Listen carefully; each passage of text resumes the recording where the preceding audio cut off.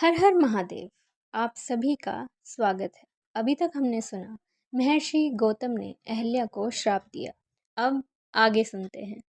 इसी प्रकार कई हजार वर्ष बीत जाने पर यहाँ दशरथ नंदन श्री रामचंद्र जी भाई लक्ष्मण के साथ आएंगे। जिस समय वे तेरी शीला पर अपने दोनों चरण रखेंगे उसी समय तू पाप मुक्त हो जाएगी तथा भक्ति पूर्वक श्री रामचंद्र जी का पूजन कर उनकी परिक्रमा और नमस्कार पूर्वक स्तुति कर शाप से छूट जाएगी और फिर पहले की तरह मेरी सुखपूर्वक सेवा करने लगेगी। ऐसा कहकर महर्षि गौतम हिमालय पर चले गए।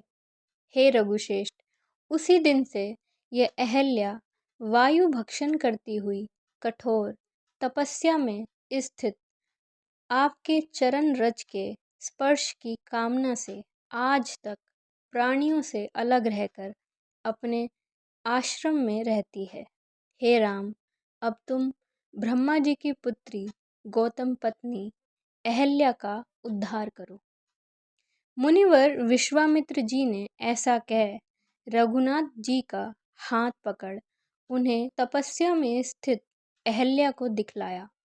तब श्री रामचंद्र जी ने अपने चरण से उस शीला को स्पर्श कर तपस्विनी अहल्या को देखा। उन्हें देखकर भगवान राम ने कहा, मैं राम हूँ, और प्रणाम किया। तब अहल्या ने रेशमी पीतांबर धारण किए हुए श्री रघुनाथ जी को देखा। उनकी चारों भुजाओं में शंख, चक्र, गदा और पद्म सुशोभित थे। कंधे पर धनुष बाण विराजमान थे तथा साथ में श्री लक्ष्मण जी थे। उनका मुख मुस्कान युक्त, नेत्र कमल दल के समान और वे दसों दिशाओं को प्रकाशित कर रहे थे। रमानाथ श्री रामचंद्र जी को देखकर अहल्या के नेत्र हर्ष से खिल गए और उसे मुनिवर गौतम के वाक्यों का स्मरण हो आया। तब उन्हें साक्षात श्री नारायण जान उस अहल्या ने उनका पूजन किया और नेत्रों में आनंद अश्रु भर साष्टांग दंडवत प्रणाम किया। फिर खड़ी होकर वह कमल नयन भगवान राम को देख पुलकित हो गदगद वाणी से उनकी स्तुति करने लगी।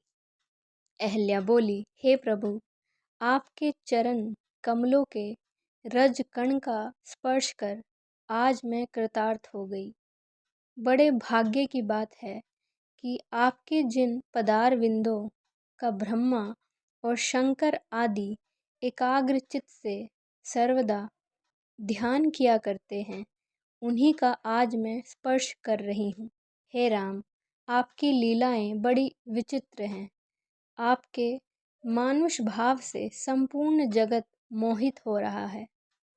आप पूर्ण आनंद में और अति मायावी हैं, क्योंकि चरण आदि हीन होकर भी आप निरंतर चलते रहते हैं।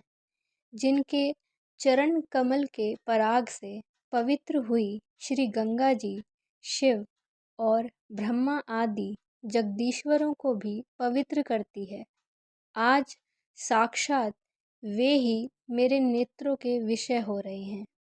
मैं अपने पूर्वकृत पुण्य कर्मों का किस प्रकार वर्णन करूं। आज के लिए बस इतना ही। हर हर महादेव।